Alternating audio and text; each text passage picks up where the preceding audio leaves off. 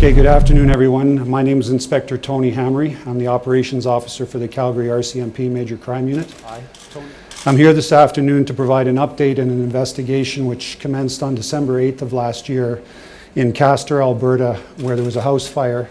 And in that fire, 3 victims lost their lives, Gordon, Sandra, and Monica Klaus. Prior to getting into the details of this update, I just want to, on behalf of the RCMP, myself and the investigative team, express our condolences to the extended family and friends of the victims in this fire.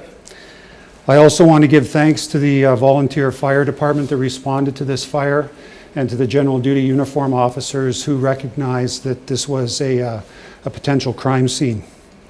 I also want to thank the public for their assistance in this ongoing investigation, and also the media for the various bulletins that were put out through the course of the investigation. I also want to thank the various RCMP specialized support units that assisted us in this investigation, which included a dive team which was deployed from the RCMP in British Columbia. And last but not least, I want to thank the core investigative team for their determination in getting to the bottom of this particular matter and getting it before the courts. Yesterday, RCMP investigators and our emergency response team arrested Jason Klaus, who is the son to Gordon and Sandra, and brother to Monica, the victims in this particular matter, and also Joshua Frank, who is a friend and associate of Jason Klaus. They have both been charged with 3 counts of first-degree murder, and both have been charged with 1 count of arson in relation to this matter.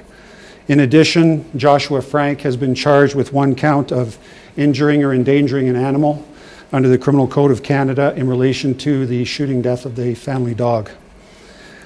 Jason Klaus was arrested at his sister Monica's residence in Stettler, Alberta, yesterday afternoon, and Joshua Frank was arrested at his brother's residence in Castor, Alberta.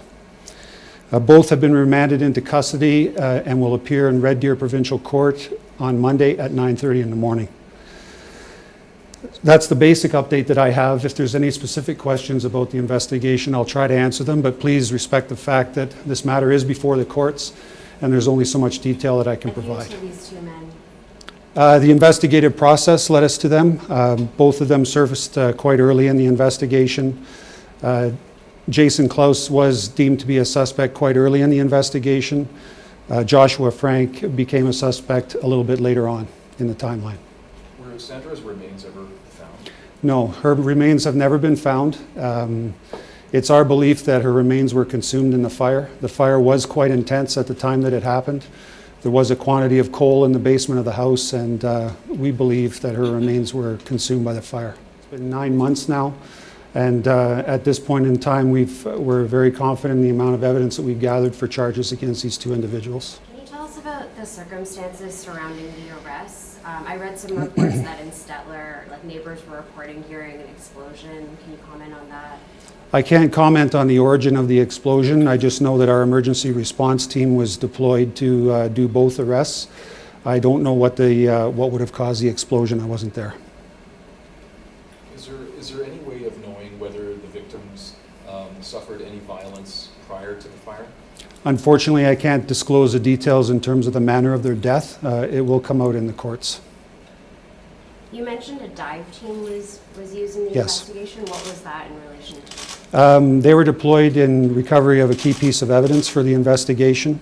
They came out on July 26th and 27th of last month and did a dive near Big Knife Provincial Park, I believe it's called.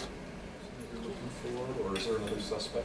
No, we are confident we have the 2 people responsible for this crime, and we're not looking for any other suspects. Well, homicide investigations in general terms are very difficult.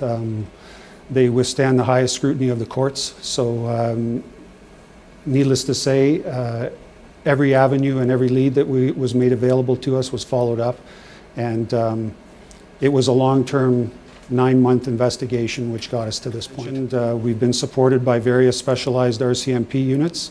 The details of who and what those units would be will come out in the courts in the details, but all of that to say it takes time to get all the evidence in a case like this.